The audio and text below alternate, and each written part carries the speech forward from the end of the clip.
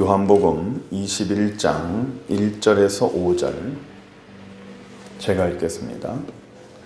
성경에는 우리가 단편적으로 이해하는 것과 또 오해하는 것들이 있습니다. 우리가 항상 들었던 그런 내용과 조금 다시 살펴보면 또 다른 내용도 있죠. 요즘 우리는 성경 읽기를 하고 있습니다.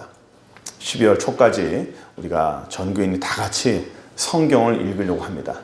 성경을 읽는 분이 많아질수록 우리의 이 힘이, 모이는 힘이 강해지니까 한 사람도 빠짐없이 다 같이 읽었으면 좋겠어요. 네. 여러분, 성경을 읽다 보면 어떤 것을 느낍니까? 은혜 받은 것 좋죠. 그런데 성경을 읽는 분마다 동일하게 나타나는 현상이 있었어요. 그게 뭐냐면 평소에 항상 보던 말씀인데 이 말씀이 이런 거였구나. 평소에 깨닫지 못했던 것들을 깨닫게 됩니다. 아멘. 평소에는 지나갔던 그런 글씨인데 유독히 그날만큼은 그 말씀이 내게 탁 눈에 띄고 그동안은 내가 잘 몰랐는데 이게 이런 거였구나 라고 새롭게 깨닫는 게 참 많아요. 그래서 말씀을 듣는 것도 굉장히 중요해요. 설교 듣는 것도 상당히 중요하지만 그만큼 더 중요한 건 뭐냐면 내가 읽어서 내 그 말씀이 내 안에 직접 들어오는 게 상당히 중요한 거예요. 그래서 설교 말씀을 통해서 깨닫는 것도 중요하지만 내가 성경을 읽어서 하나님이 내게 깨닫게 해주고 내가 잘못 안 것들을 바로 수정하는 것 상당히 중요합니다. 그래서 기도하는 것도 중요하지만 내가 내 스스로 성경 읽는 것이 아주 중요한 거예요.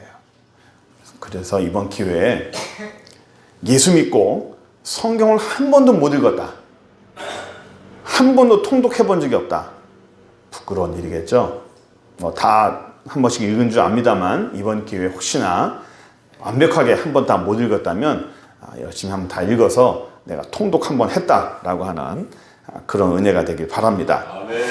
오늘 본문도 아까 말했듯이 약간 비슷한 내용인데 우리가 항상 알던 것과 조금 다른 내용이 있어서 우리가 오늘 성경 본문을 우리가 보면서 새롭게 발견하는 시간이 됐으면 좋겠습니다. 오늘 21장은요, 특히 21장 1절에 보시면 육하 원칙하에 모든 것들이 압축적으로 나온 걸 볼 수 있습니다. 21장 1절 한번 볼까요? 그 후에 예수께서 디베랴 호숫가에서 또 제자들에게 자기를 나타내셨다. 나타내셨니? 이러하니라. 육하 원칙 알죠? 누가, 언제, 어디서, 무엇을 어떻게 했나. 자, 여기 누가가 어디 있죠? 누가? 예수께서. 언제죠? 언제? 그 후에. 그 후에. 어디서? 디베랴 호숫가에서. 무엇을 했어요? 제자들에게 자기를 나타내셨어요. 예. 어떻게 한 거는 나타내신 일은 이러하니라 하면서 그 밑에가 이하가 이제 예수님이 어떻게 하신 일이 나타나는 거예요. 그러니까 이 육하 원칙하에 제가 잠깐만 우리가 한번 짚고 넘어가 보도록 하겠습니다. 아까 말했듯이 누가?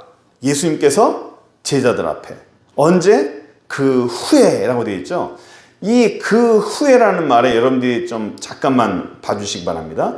그 후에. 그렇다면 어떤 거 후에라는 거죠? 어떤 사건이 있은 후에 예수님께서 제자들에게 나타나셨어요? 어떤 사건일까요? 그 후라는 거는 그 전이 있어요. 그 후 하면 그 전이 있는 겁니다. 그 전이 뭡니까? 요한복음 20장. 예수님의 부활 사건이에요. 예수님께서 부활하셔서 제자들에게 나타내신 사건입니다. 막달라 마리아에게 나타나시고 마가 다락방에 있는 제자들에게 예수님께서 나타나시고 분명히 문은 닫았는데 제자들 가운데 갑자기 나타나셔서 평안히 있으라 라고 말씀하셨죠. 이 사건이 어디서 나타난 겁니까? 디베랴 호수. 디베랴 호수는 또 뭘까요? 디베랴 호수는 갈릴리 호수의 다른 이름이에요. 갈릴리 호수는 또 갈릴리 바다라고 하기도 하죠. 갈릴리 바다. 호수가 있는 호수를 왜 바다라고 그럴까요? 이스라엘에서는 물이 많이 모이면 바다예요. 모인 물이 아주 많잖아요. 그러면 바다라고 그래요. 그게 어떻게 말이 되느냐? 여러분 놋바다라고 들어보셨습니까? 놋바다. 열왕기하 16장 17절 보시면 이런 말씀이 있어요. 아하스 왕이 물두멍 받침의 여판을 떼내고 물두멍을 그 자리에 옮기고 또 놋바다를 놋소 위에서 내려다가 들판에 그걸 뒀다. 그러니까 물두멍과 같은 그런 역할을 하는 거예요. 그러니까 물이 많이 모이면 바다. 또 지난번에 가르쳐 드렸지만 산 골짜기는 우리나라의 골짜기는 이렇게 Y자형으로 산의 골짜기처럼 깊죠. 그러나 이스라엘의 성경에서 말하는 골짜기는 산과 산 사이에 있는 그 공간을 골짜기라고 해요. 우리는 산 안에 있는 경사진 곳을 골짜기지만 이스라엘은 그 골짜기가 평지예요. 그래서 뭐 무깃도 평연, 뭐 평지다, 골짜기도 다 평원이라 합니다. 어쨌든 자 그렇게 해서 예수님께서 그 후에 제자들에게 디베랴 바다, 갈릴리 호수에서 나타나셨어요.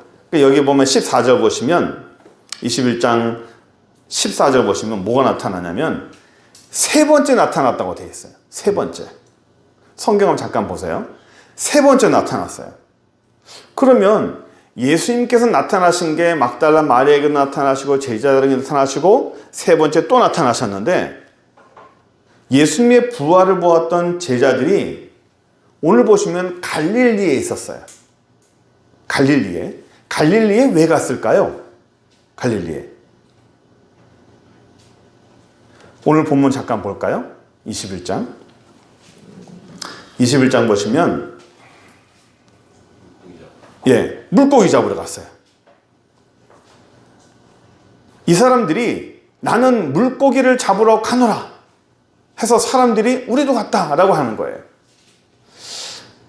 저는요 어릴 때부터 설교를 어떻게 들었냐면 시몬 베드로가 나는 물고기 잡으러 갈 거야 라는 이 말을 나는 어부로 돌아갈 거야 라고 들었어요. 나는 어부의 모습으로 돌아갈 거야. 이제 제자 안 해. 예수님도 잡혔고 예수님도 부활했지만 나는 내 신앙의 한계를 느껴서 나는 돌아갈 거야 해서 시몬 베드로가 어부로 돌아갔고 다른 제자들도 우리도 돌아가겠다라고 해서 베드로와 그 많은 제자들이 갈릴리로 어부로 돌아갔다라고 저는 배웠어요. 그래서 이 사람들이 믿음이 없다. 예루살렘에 남아서 예수님 이후에 그 복음을 전하고 부활을 전해야 되는데 옛 모습으로 돌아간 거다. 옛 모습으로 돌아가서 물고기를 잡으니 그 물고기가 잡힐 리가 없는 것이다 라고 저는 배웠어요. 그렇게 설교를 다 들었습니다. 그리고 기본적인 어떤 주석이나 이런 것 해도 대부분 다 그렇게 나와요. 그런데 성경을 보면 다른 성경을 보면 꼭 그렇지만은 않은 것 같아요. 마가복음 한번 볼까요? 마가복음 14장 28절입니다. 그러나 내가 살아난 후에 너희보다 먼저 어디로 가리라? 갈릴리로 가리라. 예수님께서 살아나신 다음에 제자들보다 먼저 갈릴리로 가신대요. 제자들에게 나는 부활할 거야. 부활하니까 내가 죽은 다음에 나는 살아나서 다시 갈릴리로 갈 거라고 제자들에게 말씀하셨어요. 마가복음 16장 7절에 하나 더 있습니다. 마가복음 16장 7절.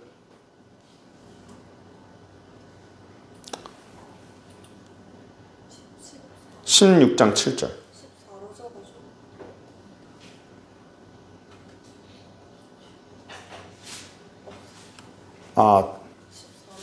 제가 잘못 적었나 보네요. 16장 7절을 보시면 이런 말씀이 있습니다. 가서 그의 제자들과 베드로에게 이르기를 예수께서 너희보다 먼저 갈릴리로 가시니 전에 너희에게 말씀하신 대로 너희가 거기서 배우리라. 그러니까 이 말이 뭐냐면 예수님께서 갈릴리로 먼저 가실 거니까 갈릴리로 가서 그때에 너희와 내가 만나자라는 거예요. 예수님께서 먼저 갈릴리로 가니까 너희는 나중에 갈릴리로 와서 나랑 만나자예요. 그걸 제자들에게 말씀하셨어요. 그러니까 제자들이 갈릴리로 간 것은 업으로 돌아가기 위함이 아니에요. 내 신앙을 벌어두고 예수님에 대한 부활 신앙을 떨어뜨려서 신앙이 다 떨어져서 내 옛날 과거의 모습으로 회귀한 게 아닙니다. 왜 갈릴리로 갔을까요? 예수님이 가라고 했으니까 간 거예요. 예수님이 가라고 해서 갈릴리로 간 거예요. 그러면 아까 3절은 뭐죠? 21장 3절에 시몬 베드로가 나는 물고기를 잡으러 가노라 라는 이 말은 내가 갈릴리에 가서 내가 어업으로 돌아가겠다라는 뜻이 아니라 이미 갈릴리로 왔어요. 이미 갈릴리로 왔는데 베드로가 원래 직업이 뭐죠? 어부예요. 그러니까 먹고 살아야 할 거 아니에요. 생계를 위해서 가겠다 해서 물고기 잡으러 갈 건데 너는 뭐 할래? 나도 같이 가자. 같이 가서 물고기 잡자 하고 그들도 함께 가겠다 하고 나가서 어디에 올랐어요? 배에 올랐다라는 거예요. 그러니까 시몬 베드로가 물고기를 잡으러 가겠다, 배에 올랐다라는 것이 하나의 사건이에요.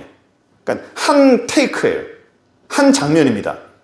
갈릴리로 갔다가 갈릴리에서 오래 있다가 물고기를 잡은 것이 아니라 시몬 베드로는 이미 갈릴리로 갔고 거기서 물고기를 잡으려고 나갔다. 거기서 제자들도 같이 함께 했다라는 것이 바로 오늘 21장 3절이에요. 21장 3절은 한 날, 하루에 다 벌어진 사건이에요.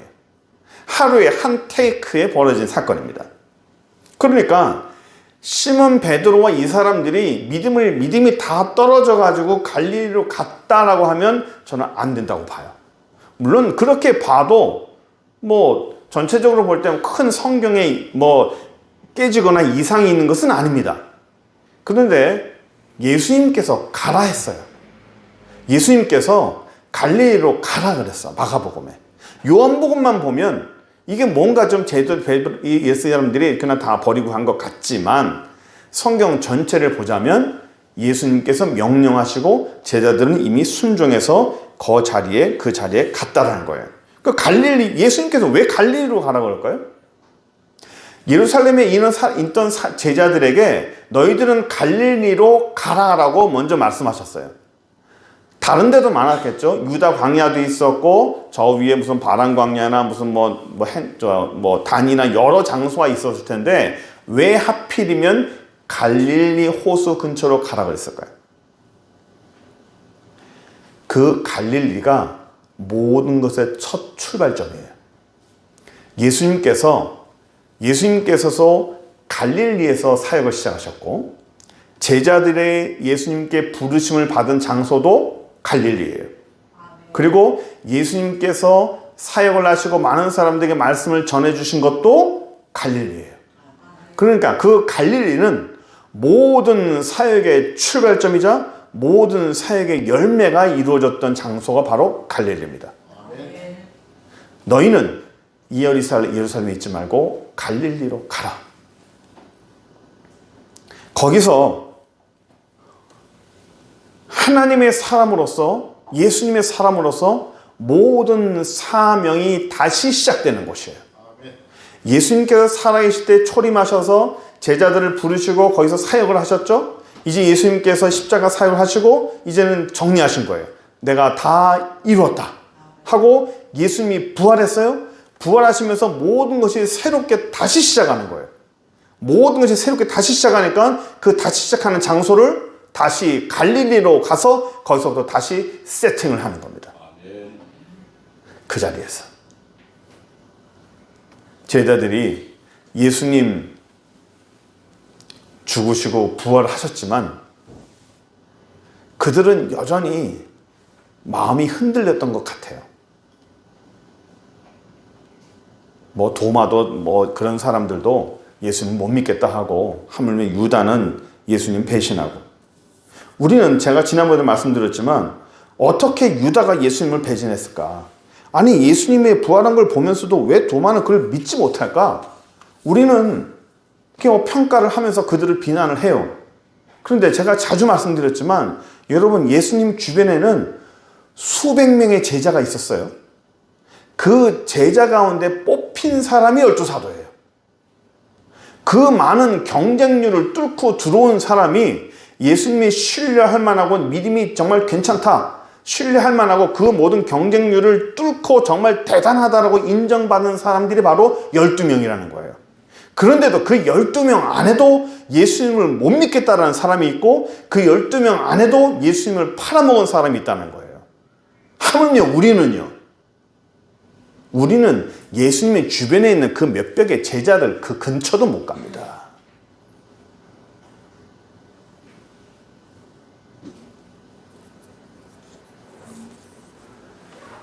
이 제자들을 우리가 함부로 평가절하해서는 안 돼요. 믿음도 없이 말이야 그렇게 살았을까?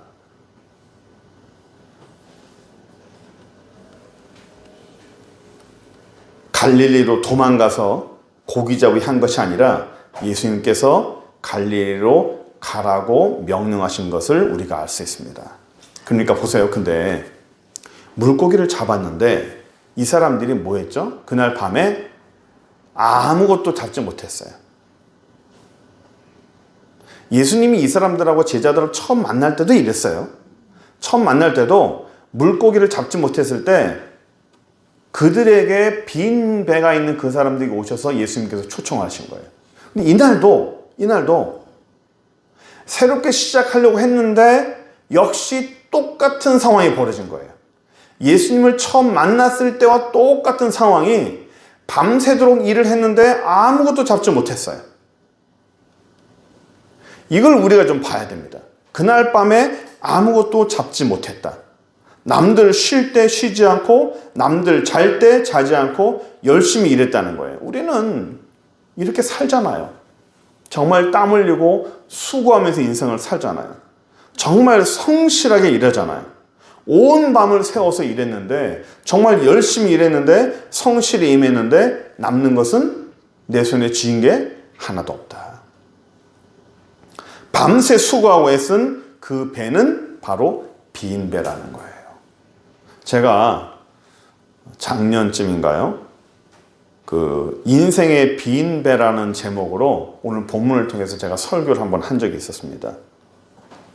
인생의 배에 올라서 쉬지 않고 열심히 달려갔는데 남들 가는 휴가 한 번 안 가고 오로지 가족의 행복을 위해서 또 나의 명예를 위해서 또 집 한 채 내가 갖겠다는 그런 열심으로 정말 땀 흘리고 수고해서 자기의 청춘을 다 바치고 자기의 젊음을 다 바치고 자기의 모든 노력과 몸이 망가질 정도로 그렇게 애쓰고 수고했는데 이제 나이 들어서 돌이켜보니 내 손에 남는 게 아무것도 없었다는 거예요. 내 인생의 어창에 배 창고에 그 정도 수고하고 그렇게 오랫동안 달려왔고 그렇게 땀 흘리고 수고했다면 내 어창고에 무언가 고기가 가득가득 들어있어야 됐어요. 만선이 돼야 되는데 왜 내 창고에는 하나도 없을까? 왜 빈 배일까? 왜 그 많은 인생 동안에 그렇게 애쓰고 수고했는데 내 손에 쥐어진 게 하나도 없을까? 허망하고 우울해진 거예요. 그동안 쌓아왔던 노력해왔던 바벨탑이 신기루 같은 거입니다.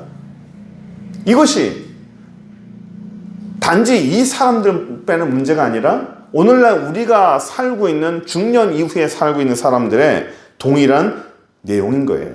사회에서 나이 들었다고 이제는 외면당하고 그렇게 애썼는데 회사에서 나이 들었다니까 이제는 나가달라고 그러죠. 집에서도요. 젊은 시절에 어떻게 살았어요? 우리네 모든 아버지들이 어떻게 살았습니까? 가정 잘 못 돌봤어요. 맨날 늦게 오고 뭐 늦게 오고 싶어 늦게 옵니까? 먹고 살아야 되니까 맨날 늦게 오고.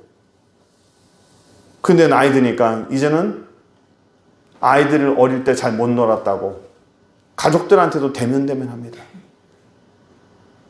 그렇게 사랑했던 그 자녀를 위해서 평생 애쓰고 노력하는데 그 자녀들이 고개를 돌려버립니다.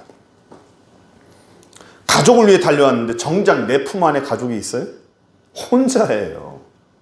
그게 우리나라 남성들의 모습입니다. 사회의 어떤 명예를 위해 달려왔는데 정작 나 자신은 어디 서 있는지. 인생 모두가 사실은 빈배라는 거죠. 무언가 잡은 것 같은데 무언가 이룬 것 같지만 우리 인생의 결국은 빈배라는 거예요. 이런 빈배인 사람한테 정작 필요한 게 뭐예요? 어창에 물고기라도 하나 더 잡아야 돼요? 아니에요. 하나 잡으면 뭐예요? 금방 또 빈배인 거예요. 그때 필요한 게 뭐라고요? 예수 그리스도라는 거예요. 신기루가 아니라 진짜를 채워주시는 분이 바로 우리 예수님이라고 우리는 그때 빈배 설교하면서 우리가 들었습니다. 그게 이제 그 전에 우리가 설교의 요약이에요. 그렇다면 오늘 설교로 다시 돌아와서 4절을 한번 보겠습니다. 21장 4절. 날이 새어갈 때에 예수께서 바닷가에 서셨으나 제자들이 예수신 줄을 알지 못했어요. 제가 다시 한번 질문 드리겠습니다. 제자들이 갈릴리로 왜 갔죠? 도망간 겁니까? 아니에요. 예수님이 가라 그래서 갔어요.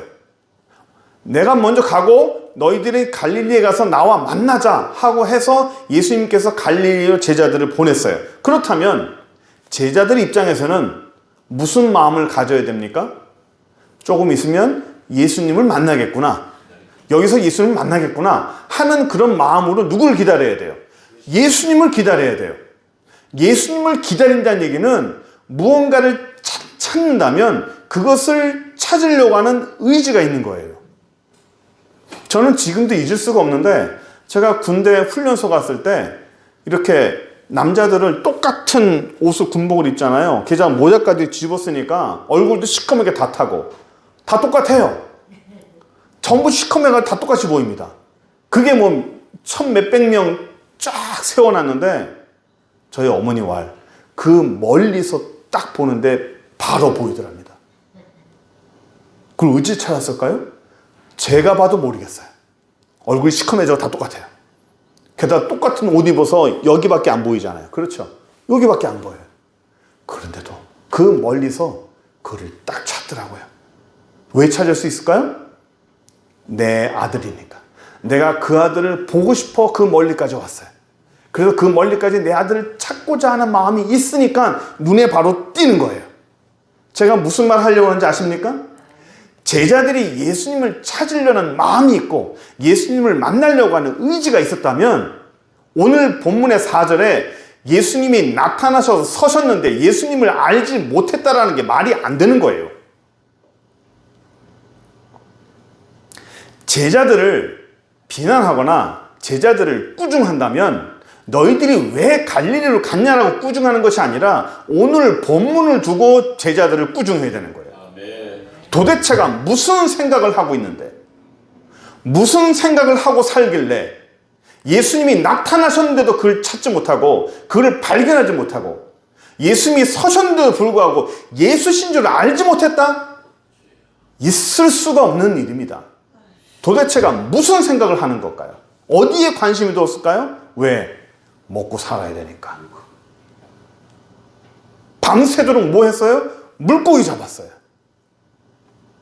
물고기 잡았어요. 그게 왜 나쁜 일이냐? 맞아요. 나쁜 일 아니에요. 밤새도록 열심히 했어요. 남들을 잘 때 안 자고 정말 성실히 일했어요. 성실한 거 나쁜 거 아니에요. 열심히 일한 거 나쁜 거 아니에요. 우리 모두 다 그렇게 살아요. 게으른 사람보단 100번 낫습니다.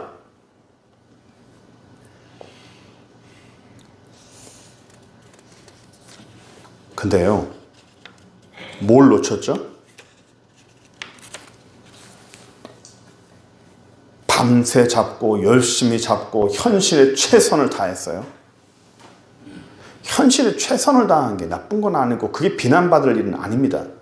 그런데 우리 모두 열심히 살잖아요.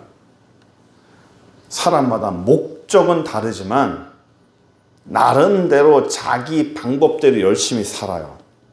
그런데 결과가 뭐죠? 결과가 아무것도 못 잡았어요. 결과가 빈배라고요. 못 잡으니까 이만큼 잡아야 되는데 현실적으로 자꾸 못 잡으니까 더 애가 타는 거예요. 왜 못 잡지? 왜 안 잡히지? 왜 내 손에 들은 게 없지? 하면서 점점 더 긴장하고 점점 더 초조해지니까 더 거기에 몰입하게 되고 더 거기에 내 모든 삶의 관점과 시선이 다 몰입이 되는 거예요. 아무것도 못 보는 거예요. 왜 안 잡히지? 왜 안 잡히지? 왜 내 손에 잡히는 게 없지? 왜 모이지 않을까라고 그것만 생각하는 겁니다. 항상 물고기만 생각하는 거예요. 그 물고기가 우리한테는 뭐죠? 오늘날은 돈이죠, 돈. 왜 내 창고에 돈이 쌓이지 않지? 이 정도에 썼으면 이 돈이 어느 정도 쌓여야 되는데 왜 나한테는 계속 마이너스지? 왜 이게 쌓이지 않고 왜 해결되지 않는 것이지? 왜 회사에서 내 사업에서 이게 풀리지 않는 것이지? 풀리고 쌓이고 쌓여야 되는 것이 상식적인 일이에요. 애쓰고 노력하고 뿌리면 뿌린 대로 거두는 것이 상식입니다. 그런데 뿌리고 뿌렸는데도 왜 거둬지지 않는다? 거기에 힘든 거예요. 거기에 몰입이 되는 겁니다.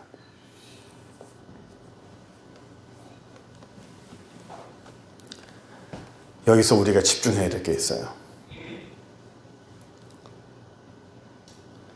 주님께서 그 사람에게 은혜를 주셔도 예수의 영이 그에게 나타나서 말씀하셔도 시선을 뺏기고 관심을 뺏기고 모든 것이 엉뚱한 데로 가 있으면 몰라요.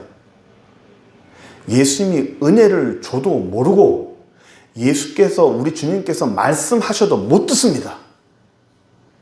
못 들어요. 못 봐요. 설교를 들어도 은혜가 안 돼요. 왜요? 놓쳤어요.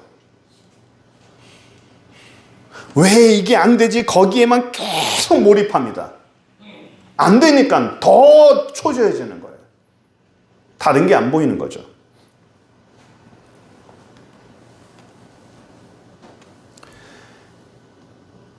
예수님을 만나야 된다는 사람이 있다면 거기에 관심을 기울이고 예수님께서 어디로서 오시든지 항상 내가 그 맞이할 예수님 만날 준비를 하고 있어야 한다는 긴장감이 있으면 뭔가 살짝만 떠도 바로 캐치합니다. 근데 내 삶에 결과적으로 자꾸만 내 창고가 비인 게 보여요? 내 어창에 물고기가 자꾸 없는 것만 자꾸 보입니까?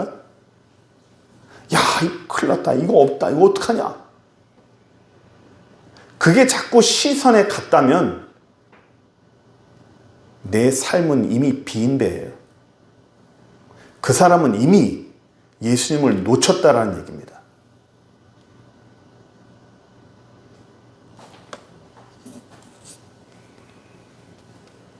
내 창고가 비었다는 걸 보지 말고 내 시선이 예수님을 놓쳤다라는 것을 여러분들이 알고 믿으시기 바랍니다. 5절 보겠습니다. 예수께서 이르시되 얘들아 너희에게 고기가 있냐? 대답하되 없나이다. 자, 그럼 우리는 여기서 이 말씀을 그대로 한번 봅시다. 예수께서 이르시되 너희가 고기가 있느냐? 라는 말은 뭘까요? 고기를 잡았느냐? 라는 거겠죠? 대답하되 잡았어요? 못 잡았죠. 하나도 없습니다. 없나이다. 솔직한 거예요. 그런데 여기에 이 요한복음에서 아주 독특하고 재미있는 단어, 오늘 이 성경 요한복음 21장에만 유일하게 나오는 단어가 있어요. 한번 볼게요. 예수님께서 얘들아 라고 부르시죠. 얘들아. 얘들아 라고 하면 예수님께서 친근하게 부르시는 호칭으로 우리는 봅니다. 그런데 이 헬라어로는 뭐라고 되냐? 파이디온이라고 되어 있어요. 파이디온. 파이디온이라는 단어가 어디에 우리나라에서 어디 쓰이냐면 선교원, 파이디온 선교원, 파이디온 유치원, 파이디온 어린이집을 씁니다. 그 말은 아주 작은 아이들 를 대상으로 할 때 파이디온이라는 말을 써요. 성경에요. 성인을 대상으로 다 큰 사람인데 그 다 큰 사람에게 파이디온이라는 단어를 쓴 거는 여기가 유일해요. 딱 한 번 여기서 썼어요. 정확한 해석을 하면 아가들아 이런 뜻이에요. 아이들아도 아니고 아가들. 야, 애기들아, 애기들아, 애기들아 하면서 할아버지들 애기들아 그 말씀하신 것처럼 제자들을 예수님께서 그렇게 표현하셨어요. 왜 그럴까요? 왜? 아이고 우리 아가들 아가들 이렇게 표현하셨을까요? 철부지라는 거예요. 철부지. 이거는 단지 사랑스러워서 부르신 말씀이 아닙니다. 답답해서 부르신 말씀이에요. 너희들 참 철부지구나. 뭘 해야 되는지, 어떻게 살아야 되는지, 무엇을 목표로 살아야 되는지 허망한 삶을 살고 있는 그 제자들을 보시면서 아이고 아가들아 아가들아 이렇게 말씀하신 거예요. 하나 더 재미있는 단어 하나 볼게요. 여기 고기라는 단어도 한번 보세요. 너희에게 고기가 있느냐라고 물어보면 우리는 당연히 물고기라고 생각하시겠죠. 헬라어의 물고기라는 단어는 우리가 아는 분도 계시겠지만 익투스라는 단어예요. 물고기 하면 익투스예요. 성경에서 익투스라는 거 많이 쓰죠. 그런데 익투스라는 단어가 나와야 되는데 희한하게도 익투스라는 단어를 안 쓰고 뭐라고 썼냐면 프로스파기온이라는 단어를 썼는데 이 프로스파기온이라는 건 뭐냐면 여러분 이런 거예요. 어떤 거냐면 우리 명절 때만 먹는 특별한 음식, 뭐 송편 또는 뭐 갈비, 뭐 잡채 뭐 이런 거 있잖아요. 어떤 특별한 날, 특별할 때 먹는 음식, 이렇게 오랫동안 요리해서 나오는 그런 음식, 그런 거를 여기서 말하는 음식이에요. 고기가 있냐? 너희에게 고기가 있냐는 말은 야, 너 특별한 음식이 있어? 라고 물어보는 거예요. 이게 무슨 뜻일까요? 너희들 밤새도록 수고했지? 밤새도록 남들 안 쉴 때 열심히 노력했지? 남들 놀러 갈 때 안 놀러 가고 남들 쉴 때 안 쉬고 그렇게 열심히 노력하고 그렇게 힘들게 수고했다면 한번 내놔봐. 그렇게 수고가 있었다면 뭔가 진귀하고 고귀한 뭔가가 있을 거야. 한번 내놔봐. 뭘 잡았어? 그렇게 수고했다면 아마 대단한 물고기, 대단한 걸 잡았을 거야. 한번 내놔봐. 라고 하는 거예요. 제자들이 무슨 말을 했죠? 없나이다.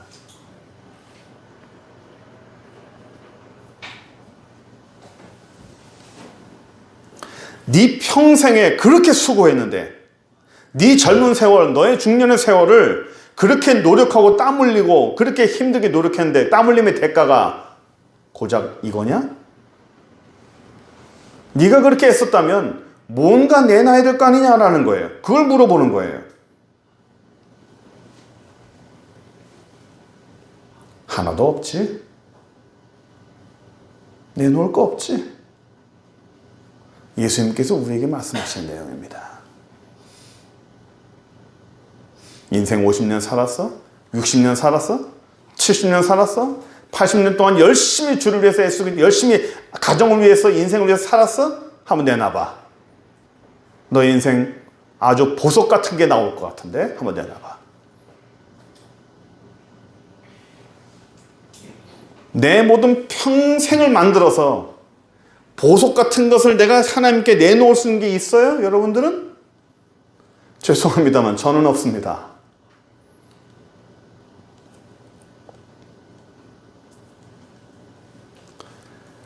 우리의 삶은 우리는 어릴 때부터 열심히 공부해라. 성실하게 일해라. 쉬지 말고 일해라. 남들 잘 때 공부하고 남들 쉴 때 일해라. 어릴 때부터 그렇게 배워왔어요. 그래서 우리는 어릴 때부터 열심히 공부하고 열심히 성실하게 살고 그래서 이렇게 어느 정도 잘 살았습니다. 그런데 뭐가 남았나요? 집 한 채가 남았어요? 뭔가 남은 게 있어요? 집 한 채가 그게 내 모습입니까? 내 재산이 좀 남은 게 그게 내가 남긴 무언가예요?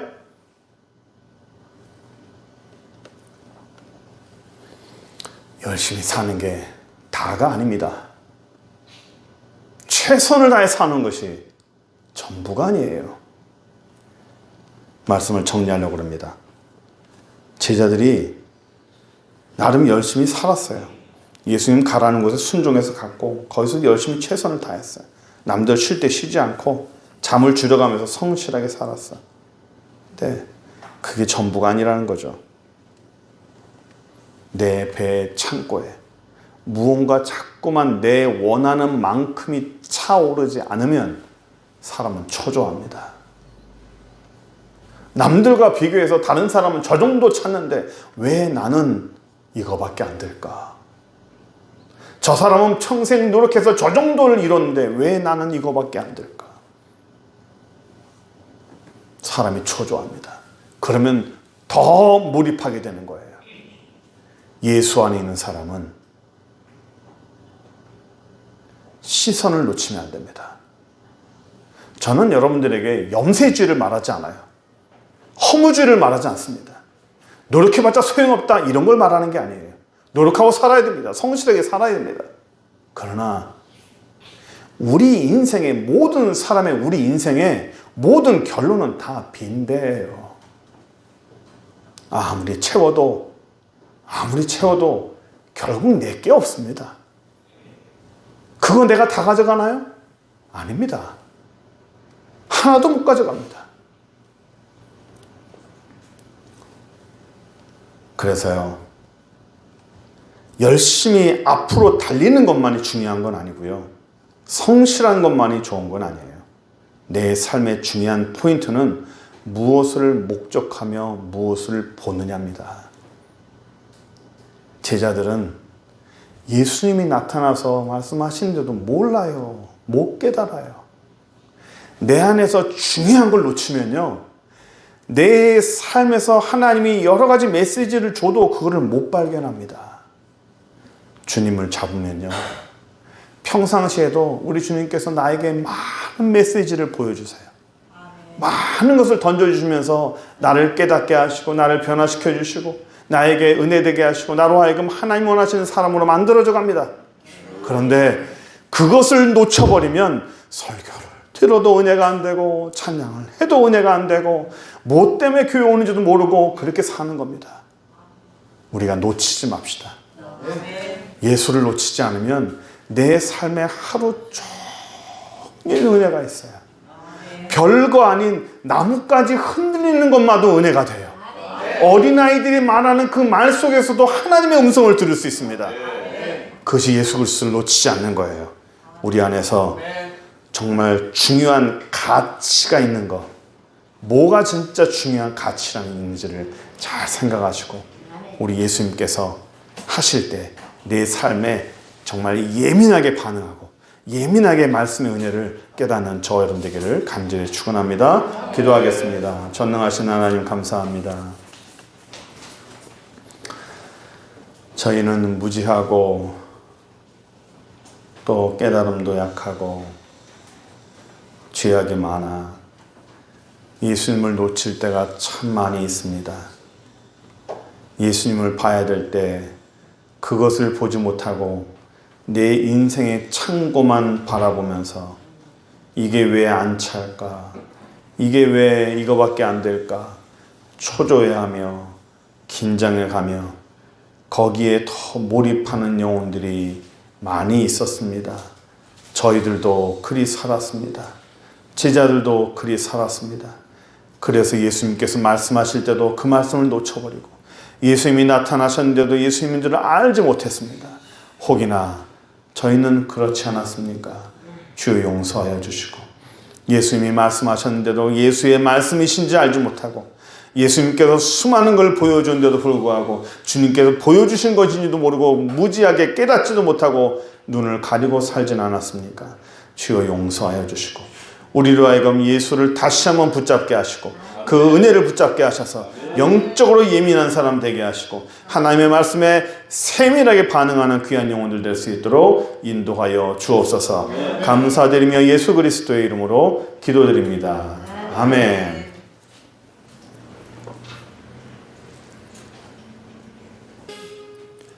지금은 우리에게 항상 은혜와 새로운 사랑을 주시는 우리 주 예수 그리스도의 무한하신 은혜와 우리 주 하나님 아버지의 지극하신 그 사랑하심과 성령 하나님의 감화감동 역사하심, 그 충만한 은혜가 우리 하나님을 믿고 하나님의 사람으로서 최선을 다하되 주님께 시선을 놓치지 아니하는 귀한 영혼들 머리 위에, 그들의 가정과 생업과 자녀 위에 하는 모든 일들 위에 이제로부터 영원토록 함께 있을지어다. 아멘.